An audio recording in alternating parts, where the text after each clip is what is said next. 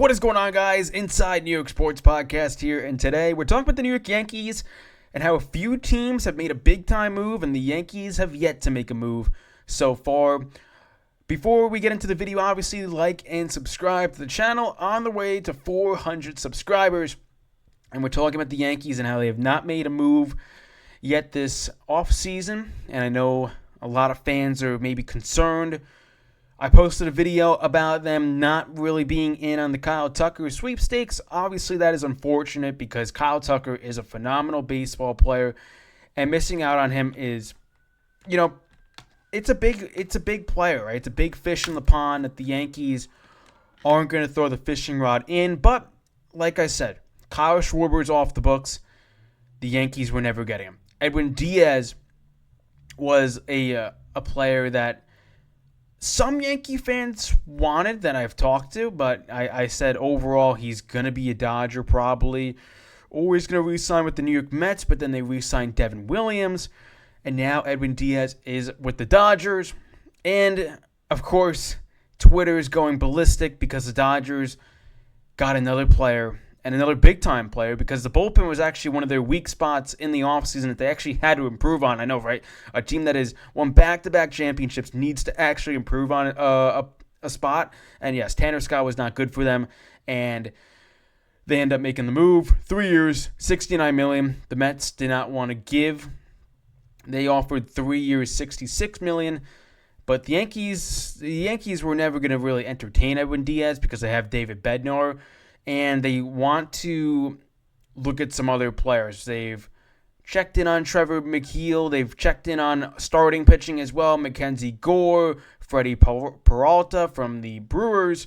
So the Yankees are a team that is under the radar, and they're going to make a move. And honestly, I think the positive news is that the luxury tax is not going to be an issue with some of their moves. And the big thing that we saw at the first hot stove from Jack Curry, I believe he said, now I don't want to really quote Jack Curry, but the Yankees might be hesitant to go above $300 million in payroll, and they might want to actually cut payroll, and they might pivot to smaller names to stay under that number.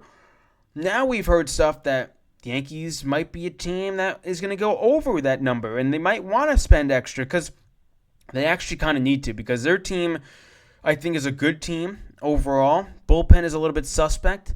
Obviously, in the last video, we named some guys that they still have, like Camilo Duvall, David Bednar, Tim Hill, a bunch of guys, obviously. But it's going to be interesting where the Yankees go with their bullpen. Do they do it via trade, or do they sign some players in this offseason that are in the reliever role?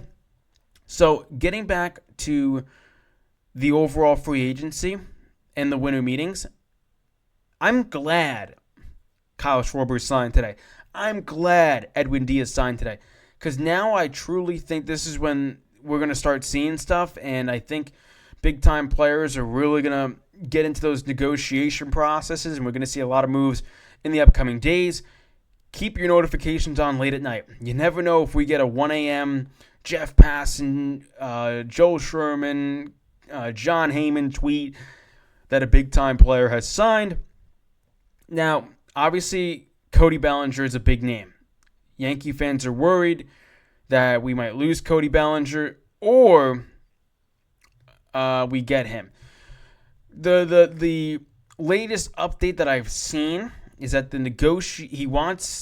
I think he wants to be a Yankee, but obviously he wants to get paid for the season that he had last season, and that gap is a little bit big for the Yankees and Cody Bellinger's representatives. So, and obviously Scott Boras clients are probably going to sign later as well. So if you're a Scott Boras client, or you're a fan that wants to sign a particular player and Scott Boras is his agent, you're probably going to have to wait a little bit longer for those deals to get done, because that's typically what happens, because obviously Scott Boras wants to get top dollar for any player. We saw that with Juan Soto last season. He gets $765 million. Originally, they said, maybe he'll get around $550 million over 15 years, and then all of a sudden it gets up to $650 million, and some, say this might number actually get to the $700 million.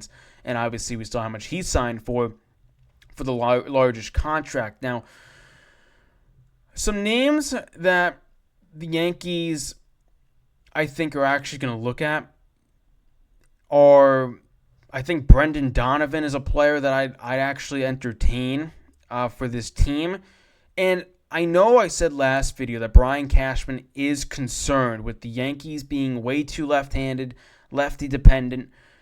I actually don't mind it. Honestly, I actually don't mind it because Yankee Stadium favors lefties. And if you're going to stack the lineup with lefties, I get it. All they have to do is bring in a lefty reliever, and then they have the matchup. But the Yankees still have some very solid right-handed hitters in their lineup. Stanton's still a solid player. Aaron Judge is obviously a phenomenal player, right?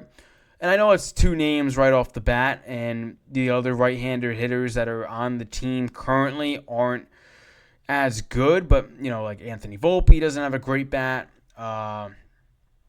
They're very lefty-dependent, right? If you look at the infield, Austin Wells, lefty. Ben Rice, assuming he's your starting first baseman, lefty. Jazz Chisholm, your starting second baseman, lefty.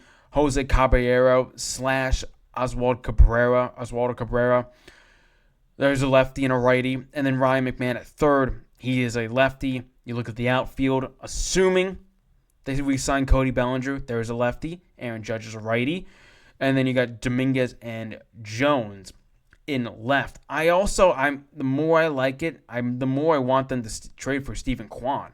He'd be your leadoff hitter. He's on a cheap contract. He hits the ball. He consistently hits the ball. He doesn't strike out. And he'll give you some walks as well. And left field is always a position that players say it's a very tough position to play. I think Stephen Kwan has what it takes to be that left fielder for the New York Yankees. Now, I will say this. Cleveland Guardians and the Yankees maybe don't want to negotiate on a trade, but I truly think if they give him a Spencer Jones or a Jason Dominguez, I think that deal is going to get done. Some more stuff, I guess, around the league. Around the league. Right, Steven Matz is heading to the Tampa Bay Rays. No move in the AL East has really shifted me. And I know it's kind of crazy to say with the Dylan Cease signing for the Blue Jays, but I'm not going to really shift on how I feel about the Toronto Blue Jays until they get Bo Bichette back and if they're able to re-sign sign Kyle Tucker. I do have that as a fit for the Blue Jays. I do believe they're going to be able to get both of those guys in Blue Jays uniforms. For Boston, right, they got to focus on probably getting Pete Alonso. I think he is going to go to the Boston Red Sox, and the AL East is going to be one of those divisions again that it's really good. And for the Yankees, they're going to have to spend. That is the only way that they're going to be able to compete because they're not a team that is going to be bringing up prospects to make a big impact. They want MLB-ready players and MLB-ready players that have control as well. So, I think that's another thing to look at for trades of, either it's relievers or a young starter if they have years of control. But it's going to be interesting, right? It's the long winter meetings. Obviously, I always have my phone out to see if anything is going to happen. But it's going to be, interesting, right? The problem with the Yankees is of who they're actually going to get, right? That is a big problem because I know Yankee fans are concerned. They have every right to be concerned because you see two big fish come out of the pond, and that's Kyle Schwarber going back on a 5-year, $150 million deal. A little bit of an overpay, I'd say. And then Edwin Díaz going to the LA Dodgers. Listen, the AL East is going to be very competitive. And if the Yankees don't make moves that we think are going to be good, they're probably going to finish third place in the division and fight for a wild card with Boston. The Baltimore Orioles, they're probably not going to make a big-time move. If they do, it's probably for a lot of starting pitching. They need starting pitching badly. We saw how bad of a team they were because of how bad their starting pitching was last year. They relied on all sorts of names, and they couldn't get the job done. Tampa Bay is another team. They're a weird team. They're always a sneaky, weird team that actually finds ways to beat the Yankees. But listen, the Yankees got to get better against their division. That's something they've struggled with, is beating the teams inside their division. We know how they are against the AL West. We know how dominant they are against the AL Central, but it's the AL East. If they're able to get wins and beat them consistently, they're going to wind up winning the division. But they have to make big-time moves, get big-time bats, fix this bullpen, because they blew way too many saves last year.